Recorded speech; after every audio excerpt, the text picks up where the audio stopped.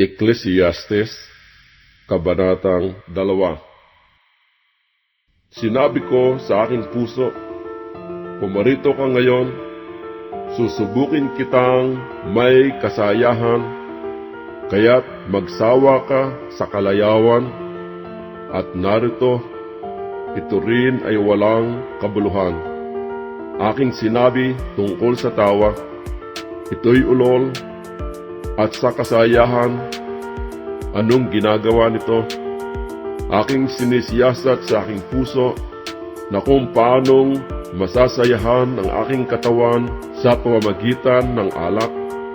Pinapatnubayan pa ng karunungan ang aking puso at kung paanong hahawak sa kamangmangan hanggang sa aking makita kung ano ang mabuti sa mga anak ng mga tao na marapat nilang gawin sa silong ng langit sa lahat ng mga karawan ng kanilang buhay.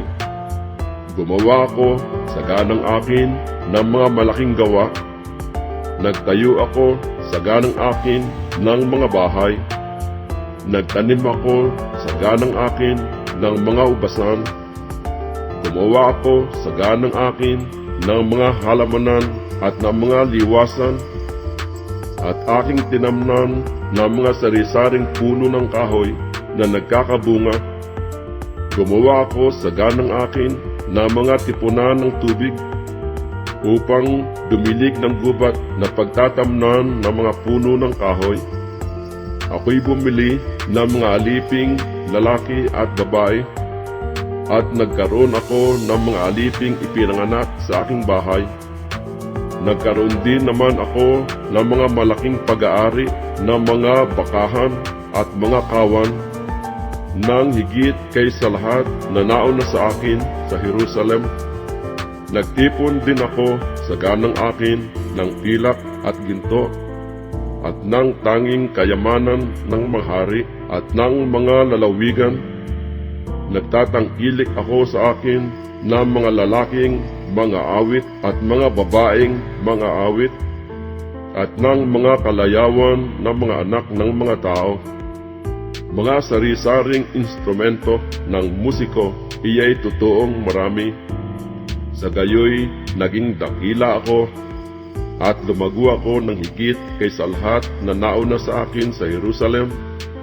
Ang akin namang karunungan ay namamalagi sa akin, at anumang ninasa ng aking mga mata ay hindi ko ipinagkait. Hindi ko pinigil ang aking puso sa anumang kagalakan, sapagkat nagagalak ang aking puso dahil sa lahat kong gawain, at ito ang aking bahagi na mula sa lahat kong gawain. Nang magkagayoy, minasdan ko ang lahat ng mga gawa na ginawa ng aking mga kamay, at ang gawain na aking pinagsikapang gawin, at narito, lahat ay walang kabuluhan at nauuwi sa wala, at walang pakinabang sa ilalim ng araw. At ako'y pumihit upang masdan ang karunungan, at ang kaululan, at ang kamangmangan, sapagkat ano ang magagawa ng tao na sumusunod sa hari? Sa makatuwid bagay ang nagawa na laong panahon ng nakaraan. Nang magkagayoy, aking nakita na ang karunungan ay humihigit sa kamangmangan, na gaya ng liwanag na humihigit sa dilim.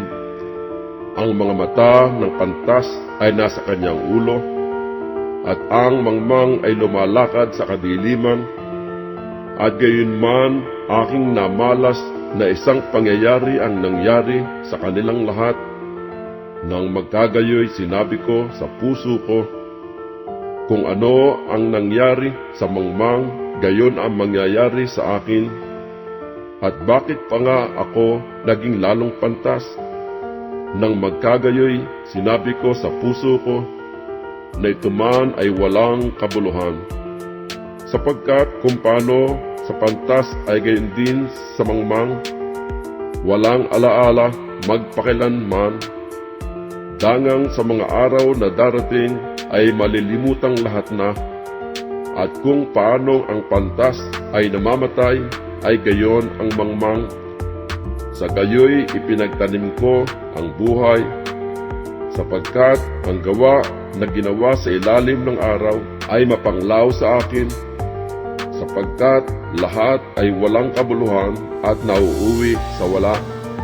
At ipinagtanim ko ang lahat kong gawa na aking ginawa sa ilalim ng araw, yamang marapat kong iwan sa tao na susunod sa akin. At sinong nakakaalam kung siya'y magiging isang pantas o isang mangmang? Gayunmay, magpupuno siya sa lahat ng aking gawa na aking ginawa at sa aking pinagpakitaan ng karunungan sa ilalim ng araw.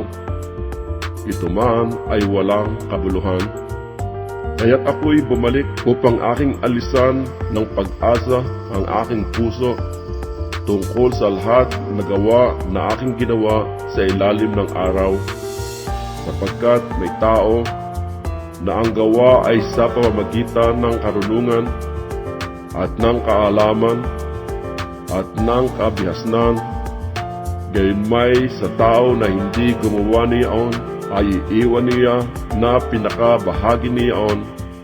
Ito man ay walang kabuluhan at malaking kasamaan, sapagkat ano ang tinatamo ng tao sa lahat niyang gawa at sa nais ng kanyang puso na kaniyang iginawa sa ilalim ng araw, sapagkat lahat niyang karawan ay mga kapanglawan lamang at ang kaniyang pagdaramdam ay hapis. Oo, pati sa gabi ay hindi nagpapahinga ang kaniyang puso. Ito man ay walang kabuluhan. Walang maigi sa tao kundi ang kumain at uminom at pagalaking mabuti ang kaniyang kaluluwa sa kaniyang gawa.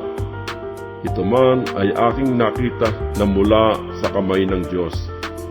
Sapagkat sinong makakakain o sinong makapagtataglay ng kagalakang higit kaysa akin, sapagkat ang tao na kinaluluguran niya binibigyan ng Diyos ng karunungan at kaalaman at kagalakan, ngunit ang makasalanan ay binibigyan niya ng damdam na magpisan at magbunton upang maibigay sa kanya na kinaluluguran ng Diyos.